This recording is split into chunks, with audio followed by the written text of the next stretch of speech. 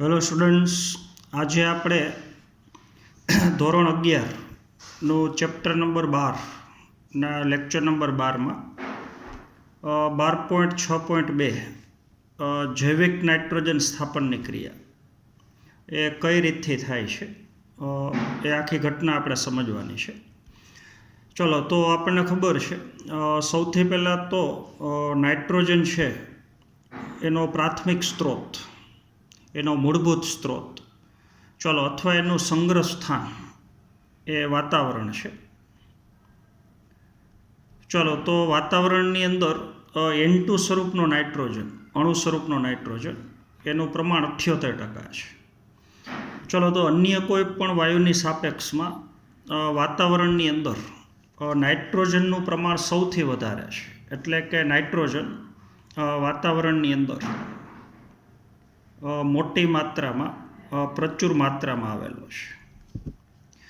ચલો, વાતાવરણની અંદર નાઇટ્રોજનનું પ્રમાણ પ્રચુર માત્રામાં છે, મોટા પ્રમાણમાં છે.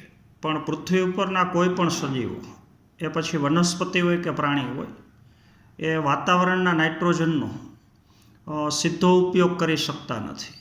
કારણ કે વાતાવરણની અંદર જે નાઇટ્રોજનનું સ્વરૂપ છે એ અપ્રાપ્ય સ્વરૂપ છે, શોષી ન શકાય એવું સ્વરૂપ છે. ચલો, તો ટેક્સ્ટ બુક પ્રમાણે હું ભેગું વાંચતો જ જાઉં છું. ચલો, નાઇટ્રોજન હવામાં પ્રચુર માત્રામાં આવેલો હોવા છતાં ઘણા ઓછા સજીવો નાઇટ્રોજનનો સીધો ઉપયોગ કરી શકે છે. ચલો, તો ઘણા ઓછા સજીવો, દાખલા તરીકે અમુક બેક્ટેરિયા છે, એવી જ રીતથી નીલહરિત લીલ છે. ચાલો, પછી ઈસ્ટ ફૂગ છે.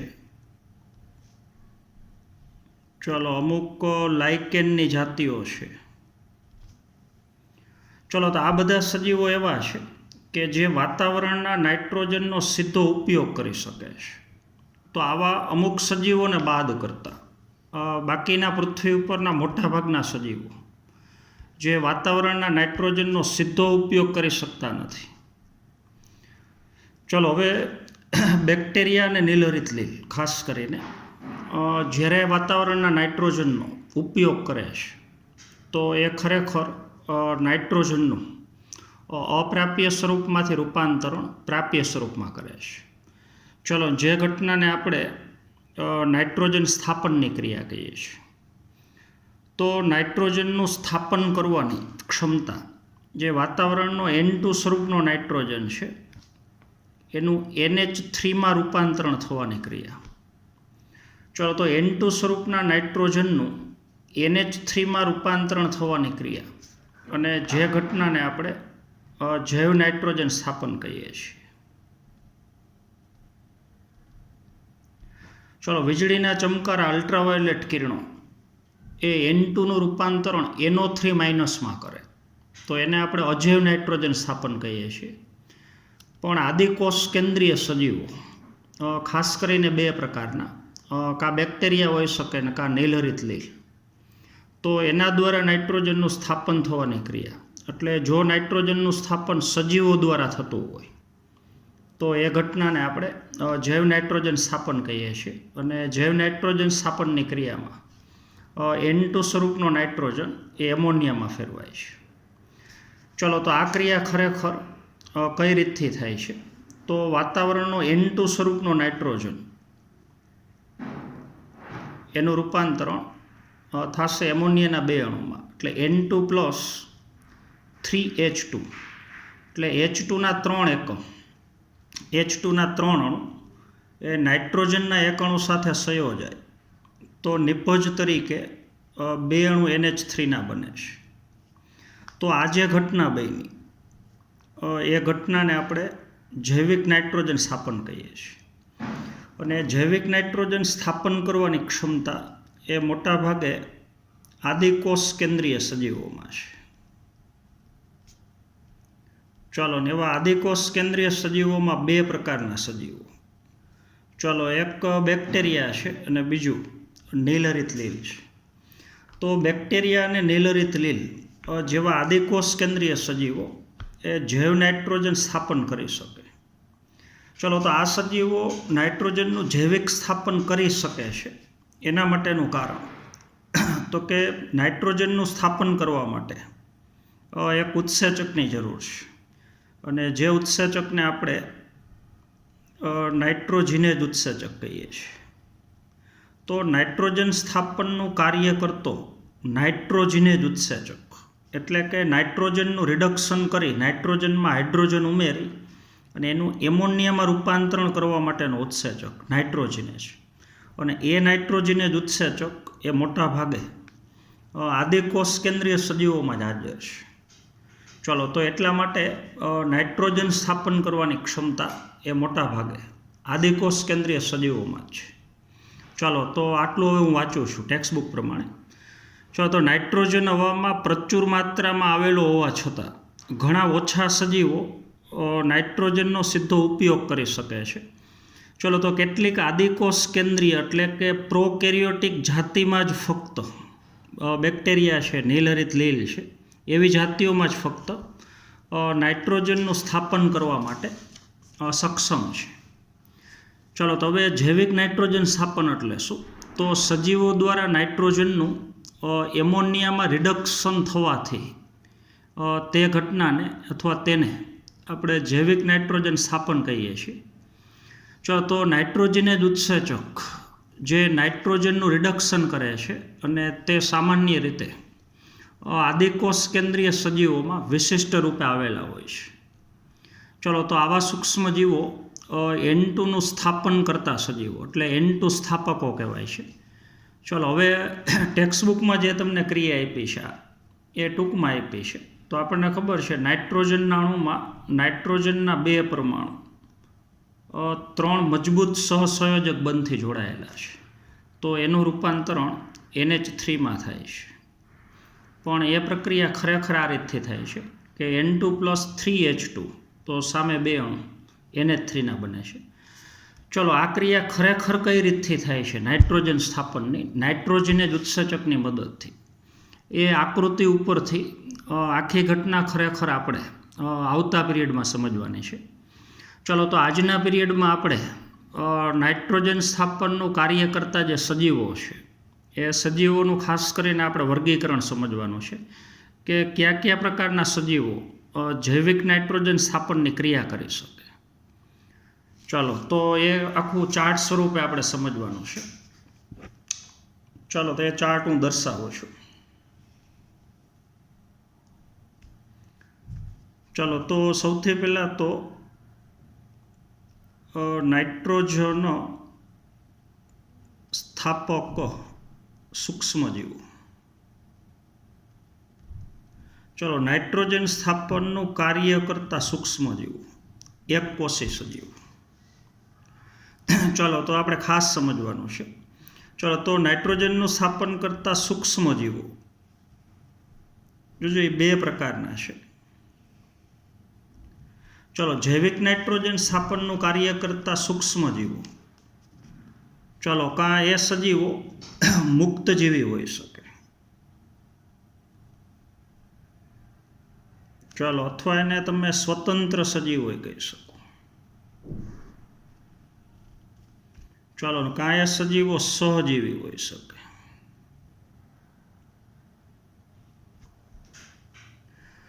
ચલો, મુક્તજીવી સૂક્ષ્મજીવો દ્વારા જો નાઇટ્રોજન સ્થાપનનું કાર્ય થતું હોય તો એને આપણે અસહજીવી નાઇટ્રોજન સ્થાપન કહી શકીએ. આ સજીવો દ્વારા જો નાઇટ્રોજનનું સ્થાપન થતું હોય તો એને આપણે કહી શકીએ અસહજીવી નાઇટ્રોજન સ્થાપન. ચાલો, ને સહજીવી સજીવો દ્વારા જો નાઇટ્રોજનનું સ્થાપન થતું હોય તો એને આપણે સહજીવી નાઇટ્રોજન સ્થાપન કહી શકીએ. ચાલો, એ હમણાં આપણે સમજીએ છીએ. ચલો, તો નાઇટ્રોજન સ્થાપનનું કાર્ય કરતા સજીવો અથવા સૂક્ષ્મજીવો એ મુક્તજીવી એટલે કે સ્વતંત્ર અથવા સહજીવી હોઈ શકે. ચાલો, હવે મુક્તજીવી અથવા સ્વતંત્ર સજીવો જ્યારે નાઇટ્રોજનનું સ્થાપન કરે છે તો એ સજીવો પાછા બે પ્રકારના છે. ચલો, કાંઈ એ સજીવો ઝારક હોઈ શકે અને કાંઈ એ સજીવો અજારક પ્રકારના હોઈ શકે. શ્વસન ઉપરથી ઓક્સિજનની હાજરીમાં શ્વસન કરતા હોય તો એ સૂક્ષ્મજીવો ઝારક છે, અને ઓક્સિજનની ગેરહાજરીમાં શ્વસન કરતા હોય તો એ સૂક્ષ્મજીવો અજારક છે. ચાલો, તો હવે મુક્તજીવી અને ઝારક આપણે બે શબ્દો જોડવાના છે. મુક્તજીવી અને ઝારક, મુક્તજીવી અને અજારક. ચાલો, તો મુક્તજીવી અને ઝારક એ સૂક્ષ્મજીવો કયા છે? ચાલો, તો એના આપણે ઉદાહરણ લેવાના છે. ચાલો, દાખલા તરીકે એઝેટોબેક્ટર બેક્ટેરિયા. ચાલો, આ એક બેક્ટેરિયાનો પ્રકાર છે. તો એ મુક્તજીવી તો છે જ, પણ ભેગા ઝારક એ છે. ચાલો, એવી જ રીતથી બીજો એક બેક્ટેરિયાનો પ્રકાર. ચાલો, એને તમે બાયજર્નિકિયા કહી શકો. ચાલો, તો બંનેના નામ તમને ટેક્સ્ટબુકમાં આપેલા છે. તો એઝેટોબેક્ટર બેક્ટેરિયા અને બાયજર્નિકિયા આ બે બેક્ટેરિયા એવા છે કે ઓક્સિજનની હાજરીમાં શ્વસન કરે છે અને ભેગા મુક્તજીવી છે અને નાઇટ્રોજન સ્થાપનનું કાર્ય કરે છે. ચાલો, હવે અમુક બેક્ટેરિયા એવા છે, દાખલા તરીકે રોડોસ્પાયરિલિયમ.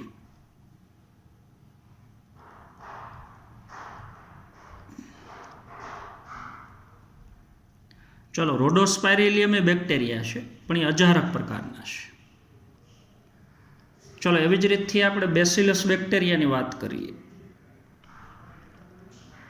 જો બરોબર સમજવાનું છે, તો બેસિલસ બેક્ટેરિયા આમ તો ઝારક બેક્ટેરિયા છે, પણ એ બંનેમાં આવશે. પણ જો ઓક્સિજનની પ્રાપ્તિ ન હોય તો એ વૈકલ્પિક રીતે પાછા અજારક છે. તો બેસિલસ બેક્ટેરિયા ઓક્સિજન પ્રાપ્ય હોય તો ઝારક છે, એટલે મોટાભાગે ઝારક જ છે. પણ ક્યારેક જો ઓક્સિજન પ્રાપ્ય ન હોય તો બેસિલસ બેક્ટેરિયા અજારક શ્વસનનો વિકલ્પ ધરાવે છે, એટલે વૈકલ્પિક રીતે અજારક છે. ચાલો, તો એ બંનેમાં આવશે. ચાલો, તો અત્યારે આપણે જે 5 પ્રકારના બેક્ટેરિયા લખ્યા છે, જો બરોબર સમજવાનું છે. ચાલો, તો દાખલા તરીકે એઝેટોબેક્ટર બેક્ટેરિયા છે, બાયજર્નિકિયા છે, તો એ ઝારક અને મુક્તજીવી છે. રોડોસ્પાયરિલિયમ છે, તો એ અજારક અને મુક્તજીવી છે. બેસિલસ બેક્ટેરિયા એ મોટાભાગે ઝારક અને મુક્તજીવી છે, પણ જરૂર પડે તો અજારક શ્વસન એ કરી શકે. ચાલો, એવી જ રીતથી હજી આપણે નીલહરિત લીલની વાત કરીએ.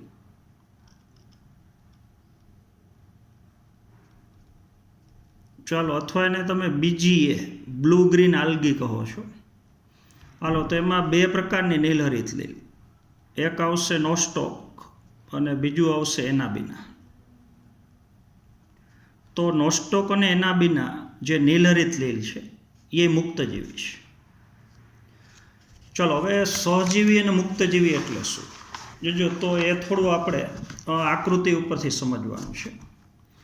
ચલો, દાખલા તરીકે વનસ્પતિનું મૂળ તંત્ર જોજો, બરોબર સમજવાનું છે.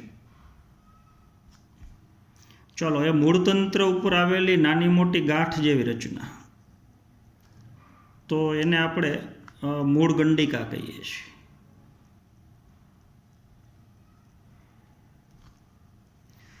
ચલો, દાખલા તરીકે એઝેટોબેક્ટર બેક્ટેરિયા છે. જોજો, અત્યારે આ જે બેક્ટેરિયા બતાવું છું એ એઝેટોબેક્ટર બેક્ટેરિયા છે.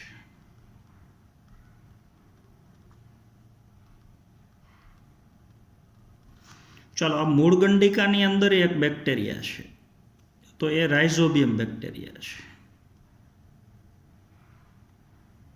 ચાલો, બરોબર સમજવાનું છે. ચલો, એઝેટોબેક્ટર બેક્ટેરિયા નાઇટ્રોજનનું સ્થાપન કરે છે અને રાઇઝોબિયમ બેક્ટેરિયા નાઇટ્રોજનનું સ્થાપન કરે છે. તો બે બેક્ટેરિયા નાઇટ્રોજનનું સ્થાપન કરી શકે, એટલે બે બેક્ટેરિયા દ્વારા થતું નાઇટ્રોજનનું સ્થાપન, ચાલો, તો એને આપણે જૈવિક નાઇટ્રોજન સ્થાપન કહીએ છીએ. પણ જ્યારે એઝેટોબેક્ટર બેક્ટેરિયા નાઇટ્રોજનનું સ્થાપન કરે છે ત્યારે એ મૂળની અંદર ન હોય, એટલે મૂળની સાથે સહજીવનમાં નથી, પણ જે ભૂમિય કણો છે એની વચ્ચેના અવકાશમાં મુક્ત છે, એટલે મૂળ કરતાં સ્વતંત્ર છે, મૂળથી મુક્ત છે. ચલો, એટલે મૂળ કરતાં સ્વતંત્ર હોય, વનસ્પતિથી અલગ હોય, મુક્ત હોય, સ્વતંત્ર હોય અને પોતે એકલા રહી અને જો નાઇટ્રોજનનું સ્થાપન કરતા હોય તો એ સજીવો મુક્ત જીવી છે. ચાલો, તો આપણે જેટલા ઉદાહરણ આપ્યા, એઝેટોબેક્ટર છે, બાયઝર્નિકિયા છે, રોડોસ્પાયરિલિયમ છે, બેસિલસ છે, નોસ્ટોક છે, એનાબિના છે, તો એ બધા સજીવો આ એઝેટોબેક્ટર બેક્ટેરિયાની જેમ જ જ્યારે નાઇટ્રોજનનું સ્થાપન કરતા હોય ત્યારે મૂળ સાથે સહજીવનમાં ન હોય, મૂળની અંદર ન હોય, પણ ભૂમિય કણોની વચ્ચેના અવકાશમાં છૂટા હોય, એટલે એ સજીવો મુક્ત જીવી છે. ચલો, રાઇઝોબિયમ બેક્ટેરિયા જ્યારે નાઇટ્રોજનનું સ્થાપન કરતા હોય તો એ મૂળની અંદર આવેલી જે મૂળ ગંડિકા છે એની અંદર એનો વસવાટ છે. તો મૂળની સાથે સહજીવનમાં રહી અને જો બેક્ટેરિયા નાઇટ્રોજનનું સ્થાપન કરતા હોય તો એ બેક્ટેરિયા સહજીવી બેક્ટેરિયા છે. તો જૈવિક નાઇટ્રોજન સ્થાપન બે પ્રકારનું હોય. મુક્તજીવી સજીવ દ્વારા થતું હોય તો અસહજીવી છે, અને સહજીવી સજીવ દ્વારા થતું હોય તો સહજીવી નાઇટ્રોજન સ્થાપન છે. હાલો, તો આ તમે સમજી ગયા છો. ચલો, તો હવે પહેલો પેરેગ્રાફ હું રીડ કરું છું. ચલો, તો નાઇટ્રોજન સ્થાપક સૂક્ષ્મજીવો, નાઇટ્રોજન સ્થાપનનું કાર્ય કરતા સૂક્ષ્મજીવો જો એ બે પ્રકારના હોઈ શકે. ચાલો, ભેગી તમારે સ્ક્રીને જોવાની છે. ચાલો, કાં મુક્તજીવી કે સ્વતંત્ર હોઈ શકે અથવા સહજીવી હોઈ શકે. ચલો, દાખલા તરીકે, ઉદાહરણ તરીકે, નાઇટ્રોજન સ્થાપક ઝારક સૂક્ષ્મજીવાણુ, એટલે આની વાત છે. નાઇટ્રોજન સ્થાપનનું કાર્ય કરતા અને કેવા ઝારક સૂક્ષ્મજીવો, દાખલા તરીકે એઝેટોબેક્ટર અને બાયઝર્નિકિયા. ચલો, તો ઝારક સૂક્ષ્મજીવાણુઓ સ્વતંત્ર કે મુક્તજીવી છે? ચલો, તો એઝેટોબેક્ટર અને બાયઝર્નિકિયા. ચલો, જ્યારે રોડોસ્પાયરિલિયમની વાત કરીએ તો એ અજારક પ્રકારના છે બધાય મુક્તજીવી, પણ બે બેક્ટેરિયા ઝારક છે અને એક બેક્ટેરિયા અજારક છે. ચલો, અને બેસિલસ પણ મુક્તજીવી છે. બેસિલસ મુક્તજીવી છે પણ એ બે પ્રકારમાં આવશે. મોટા ભાગે ઝારક હોય પણ જરૂર પડે તો અજારક હોય. ચલો, વધુમાં તેની સાથે કેટલીક નીલહરિત બેક્ટેરિયા, નીલહરિત લીલ બીજીએ, જેવા કે એનાબિના અને નોસ્ટોક પણ સ્વતંત્ર અથવા મુક્તજીવી છે. તો આ બધા સજીવ એવા છે કે જ્યારે નાઇટ્રોજનનું સ્થાપન કરતા હોય તો એ નાઇટ્રોજનનું સ્થાપન એ સ્વતંત્ર રહીને કરે છે. ચાલો, ત્યારે એનો વસવાટ મૂળની અંદર ન હોય. ચાલો, હવે બીજો પ્રકાર છે સહજીવી જૈવિક નાઇટ્રોજન સ્થાપન. ચાલો, તો સહજીવી નાઇટ્રોજન સ્થાપનની ક્રિયા એ સહજીવનમાં રહીને થાય છે. ચલો, તો એની અંદર હવે પ્રકાર છે. ચાલો, તો જ્યારે બેક્ટેરિયા સહજીવનમાં હોય, જોજો, તો એમાં શક્યતા બે છે. ચલો, દાખલા તરીકે રાઇઝોબિયમ બેક્ટેરિયા.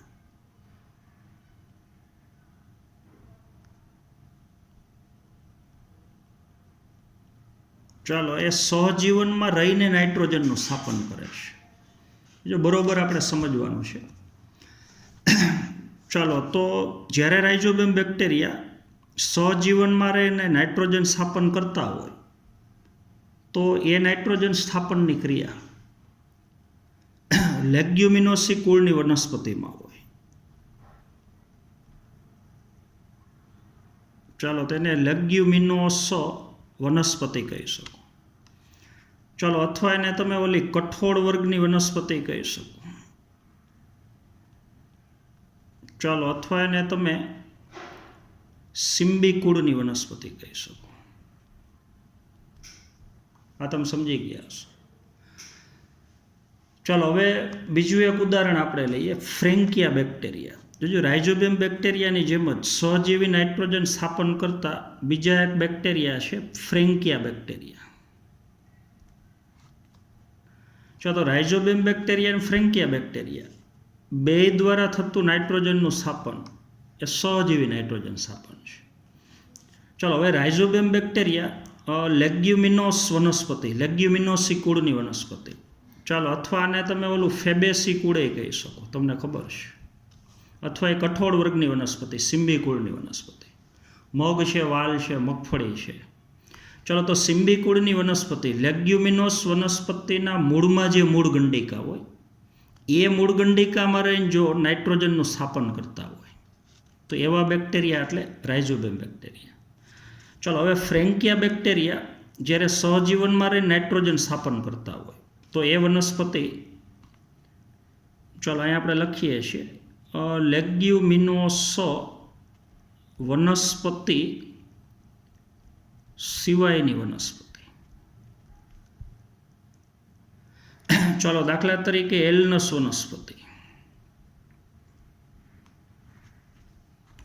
ચલો, તો એલનસ વનસ્પતિ લેગ્યુમિનોસ વનસ્પતિ નથી, કઠોળ વર્ગની નથી, સિમ્બી કુળની વનસ્પતિ નથી. તો આમાંય બે પ્રકાર છે, સહજીવી નાઇટ્રોજન સ્થાપન કા કઠોળ વર્ગની વનસ્પતિ સાથે સહજીવનમાં રહી અને નાઇટ્રોજનનું સ્થાપન કરતા બેક્ટેરિયા એટલે કે રાઇઝોબિયમ દ્વારા થતું હોય, અને કાં સહજીવી નાઇટ્રોજન સ્થાપન એ લેગ્યુમિનોસ વનસ્પતિ સિવાયની વનસ્પતિ એટલે કે સિમ્બી કુળ સિવાયની કોઈ પણ વનસ્પતિ, દાખલા તરીકે એલનસ વનસ્પતિ, અને એના મૂળની મૂળ ગંડિકામાં રહી અને નાઇટ્રોજનનું સ્થાપન કરતા બેક્ટેરિયા એટલે કહી શકો ફ્રેન્કિયા બેક્ટેરિયા. ચલો, હવે તમને લેગ્યુમિનોસ કુળની, સિમ્બી કુળની ઘણી બધી વનસ્પતિના ઉદાહરણ આપ્યા છે. હાલો, તો હવે આખો પેરેગ્રાફ હું વાંચું છું, એ હવે તમને સરળતાથી સમજાઈ જશે. ચલો, તો સહજીવી જૈવિક નાઇટ્રોજન સ્થાપન, આ બાજુનો જે પ્રકાર છે એ અસહજીવી નાઇટ્રોજન સ્થાપન. તો એવા સજીવો કે જે સહજીવનમાં રહ્યા વગર નાઇટ્રોજનનું સ્થાપન કરતા હોય. ચલો, આ બાજુના બધા બેક્ટેરિયા એવા છે કે મૂળમાં આવેલી મૂળ ગંડિકા એમાં રહી અને પછી નાઇટ્રોજનનું સ્થાપન કરતા હોય. તો સહજીવનમાં રહીને નાઇટ્રોજનનું સ્થાપન કરે છે એટલે કહી શકો સહજીવી નાઇટ્રોજન સ્થાપન. ચાલો, તો એ હવે હું વાંચું છું. ચલો, સહજીવી જૈવિક નાઇટ્રોજન સ્થાપનના કેટલાક પ્રકારોનું જૂથ જાણીતું છે બેક્ટેરિયાનું. તો મોટાભાગે સહજીવી નાઇટ્રોજન સ્થાપન કરતું બેક્ટેરિયાનું જૂથ એટલે કહી શકો રાઇઝોબિયમ બેક્ટેરિયા, અને બીજું એક આવશે ફ્રેન્કિયા બેક્ટેરિયા. ચલો, તો આ બધામાં મુખ્યત્વે ચલો સિમ્બી વનસ્પતિના મૂળ, સિમ્બી કુળની વનસ્પતિનું મૂળ આપણે અહીંયા બતાવીએ છીએ. ચલો, આ જે મૂળ બતાવ્યું, ચલો એ મૂળ સિમ્બી કુળની વનસ્પતિનું છે ને એ મૂળની અંદર આવેલી નાની મોટી ગાંઠ જેવી રચના, તો એને આપણે કહીએ છીએ મૂળ ગંડિકા.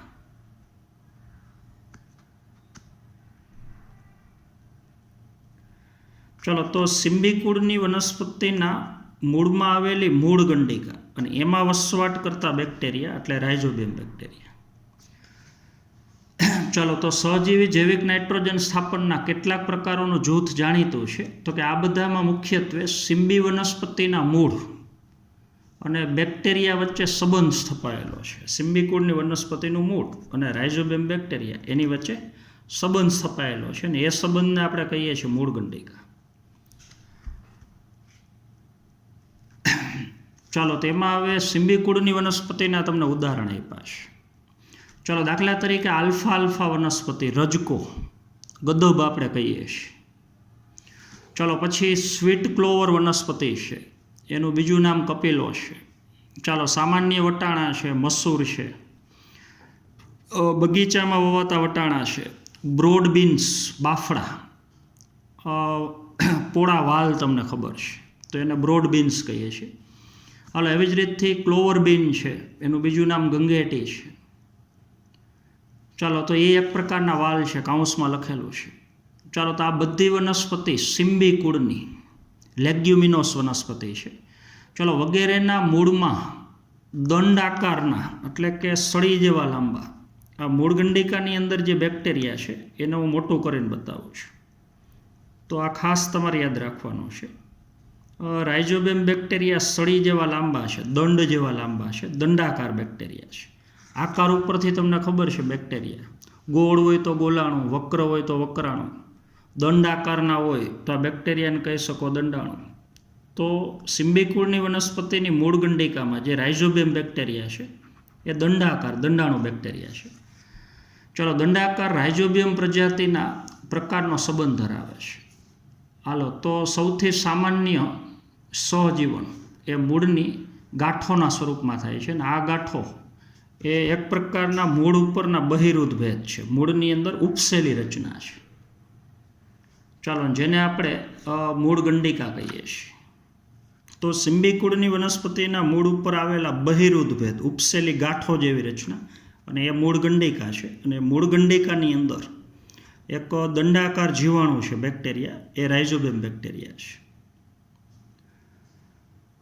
ચલો, હવે ફ્રેન્કિયા જેવા બેક્ટેરિયા હોય તો આપણને ખબર છે એ સહજીવનમાં રહીને જ નાઇટ્રોજન સ્થાપન કરે. પણ એ વનસ્પતિ સિંબીકુળની ન હોય, લેગ્યુમિનોસ વનસ્પતિ ન હોય, એના સિવાયની વનસ્પતિ હોય. દાખલા તરીકે એલનસ. હાલો, તો આગળ વાંચું છું. જો તો લેગ્યુમિનોસ સિવાયની વનસ્પતિઓ, દાખલા તરીકે એલનસના મૂળ ઉપર સૂક્ષ્મજીવ બેક્ટેરિયા ફ્રેન્કિયા, જે N2 સ્થાપક ગ્રંથિઓ એટલે કે ગંડિકાઓ ઉત્પન્ન કરે છે. તો હવે જે વનસ્પતિ બતાવીએ છીએ એ વનસ્પતિ સિંબીકુળ સિવાયની છે. અને એ મૂળની મૂળ ગંડિકામાં જે બેક્ટેરિયા છે એ બેક્ટેરિયા રાઇઝોબિયમ ન હોય.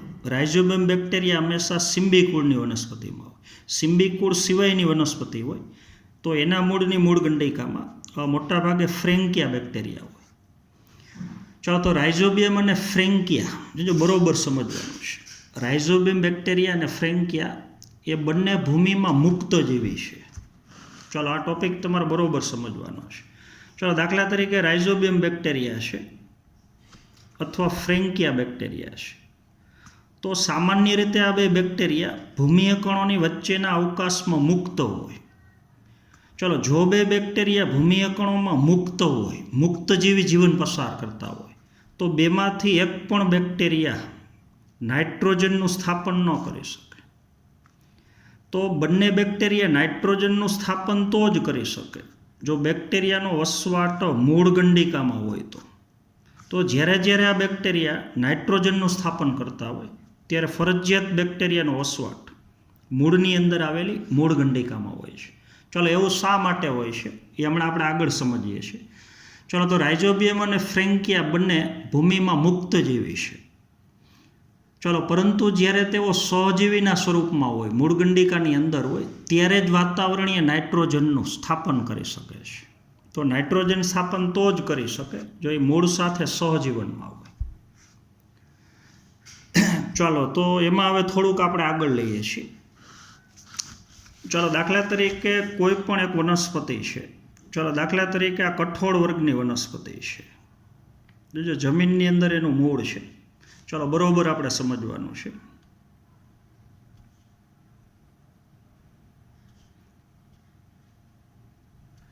ચાલો, મૂળ ગંડિકાને થોડીક સમજવાની છે. ચાલો, તો આ કઠોળ વર્ગની વનસ્પતિનો છોડ છે. તો કોઈ પણ કઠોળ વર્ગની વનસ્પતિમાં જ્યારે પુષ્પ સર્જન હજી ન થયું હોય, એટલે કે આ વનસ્પતિમાં હજી પુષ્પ બનવાનું બાકી હોય, ત્યારે એ વનસ્પતિને જમીનમાંથી બહાર ખેંચીને તમે જોશો. એટલે કે કઠોળ વર્ગની વનસ્પતિમાં પુષ્પ સર્જન પહેલાં જો એ છોડને જમીનમાંથી બહાર ખેંચી લો અને પછી એના તમે મૂળ ઉપર જોશો તો એ મૂળ ઉપર નાની મોટી ગાંઠ જેવી રચના હશે. અને એ ગાંઠ જેવી રચનાને તમે મૂળ ગંડિકા કહી શકો. હાલો, આ તમે સમજી ગયા હશો. હાલો, એટલું હું વાંચું છું. ચલો, પુષ્પ સર્જન પહેલાં કોઈ કઠોળના એક છોડને મૂળથી ઉખાડો, એટલે જમીનમાંથી એનું મૂળ બહાર કાઢો, તો તમે મૂળ ઉપર લગભગ ગોળાકાર કે લંબગોળાકાર બહિરુદ્ધ ભેદ જોઈ શકશો. અને જેને આપણે ગંડિકાઓ અથવા મૂળ ગંડિકા કહીએ છીએ. ચલો, હવે જો તેનો તમે છેદ લઈને કેન્દ્ર ભાગને જોશો, જો બરોબર સમજવાનું છે. આ જે મૂળ ગંડિકા છે, તો એક મૂળ ગંડિકાને હું બહાર મોટી કરીને બતાવું છું, જે ગોળ અથવા લંબગોળ છે. ચલો, એ ગંડિકાનો હવે આપણે છેદ લેવાનો, એ ગંડિકાને આડી કાપવાની, મૂળ ગંડિકાને. ચાલો, તો મૂળ ગંડિકાને આડી કાપ્યા પછી એ ગંડિકાનો હવે તમે જો કેન્દ્ર ભાગ જોશો, આડી કપાયેલી ગંડિકા, તો એનો કેન્દ્ર ભાગ આ જે ભાગ છે, ચાલો, એ તમને ગુલાબી રંગનો દેખાય છે. તો જેનું કારણ આપણે સમજવાનું છે. તો આગળ હું વાંચું છું. ચલો, જો તમે તેઓનો છેદ લઈને કેન્દ્ર ભાગ જોશો તો આ કેન્દ્ર ભાગ એ આપણને લાલ રંગનો અથવા ગુલાબી રંગનો દેખાશે. જો એનું કારણ છે, ચલો, મનુષ્યનું રુધિર આપણને લાલ રંગનું દેખાય છે કારણ કે એમાં હિમોગ્લોબિન નામનું લાલ રંગનું રંજક દ્રવ્ય છે. ચલો, આ તમે સમજી ગયા હશો. તો મનુષ્યના રુધિરનો લાલ રંગ જેમ હિમોગ્લોબિનના લીધે છે એમ મૂળગંડિકાનો કેન્દ્ર ભાગ આપણને ગુલાબી કે લાલ રંગનો દેખાય છે. તો એનું કારણ ત્યાં ગુલાબી કે લાલ રંગનું એક રંજક દ્રવ્ય છે. ચાલો, એને નામ આપી શકો લેગ હિમોગ્લોબિન. ચલો, તો મનુષ્યના રુધિરમાં જેમ હિમોગ્લોબિન છે એના જેવું રાસાયણિક બંધારણ ધરાવતું એક લેગ્યુમિનોસ પ્લાન્ટની અંદર આવેલું હિમોગ્લોબિન જેવું રંજક દ્રવ્ય. ચાલો, તો લેગ્યુમિનોસ ઉપરથી આગળ શબ્દ લેગ લગાડી દેવાનો, તો એને તમે લેગ હિમોગ્લોબિન કહી શકો. ચાલો, તો મૂળગંડિકાનો કેન્દ્ર ભાગ જે તમને લાલ કે ગુલાબી રંગનો દેખાય છે એનું કારણ મૂળગંડિકાની અંદર આવેલું એક રંજક દ્રવ્ય લેગ હિમોગ્લોબિન છે. ચાલો, એનું શું મહત્ત્વ છે, નાઇટ્રોજન સ્થાપનની ક્રિયામાં એનો શું ફાળો હશે, તો એ બધી બાબતોની ચર્ચા એ આપણે આવતા પીરિયડમાં કરવાની છે. હાલો, તો આટલું હું વાંચું છું. ચાલો, તો કેન્દ્રસ્થ ભાગ જોશો તો તે લાલ કે ગુલાબી રંગનો દેખાય છે. તો ગંડિકાઓને ગુલાબી રંગ કોણ આપે છે અથવા ગંડિકાને ગુલાબી કોણ બનાવે છે, તો આ રંગ, ચલો, લેગ્યુમિનોસ હિમોગ્લોબિન એટલે લેગ્યુમિનોસ વનસ્પતિની અંદર આવેલી હિમોગ્લોબિન જેવી રચના, અથવા એને ટૂંકમાં લેગ હિમોગ્લોબિન કહી શકો. તો એના લીધે ગુલાબી રંગ સર્જાય છે. ચલો, તો આજના પીરિયડમાં આપણે અહીંયા સુધી રાખશું. જોજો, હવે આવતા પીરિયડમાં મૂળગંડિકાનું નિર્માણ કેવી રીતથી થાય છે, મૂળગંડિકાનું નિર્માણ થયા પછી રાઇઝોબિયમ બેક્ટેરિયાની મદદથી જૈવિક નાઇટ્રોજન સ્થાપન ખરેખર કેવી રીતથી થાય છે, તો એ બધી પ્રક્રિયાઓનો અભ્યાસ આપણે આવતા પીરિયડમાં કરવાનો છે. ચલો, તો આજના પીરિયડમાં આપણે અહીંયા સુધી રાખશું. Thank you.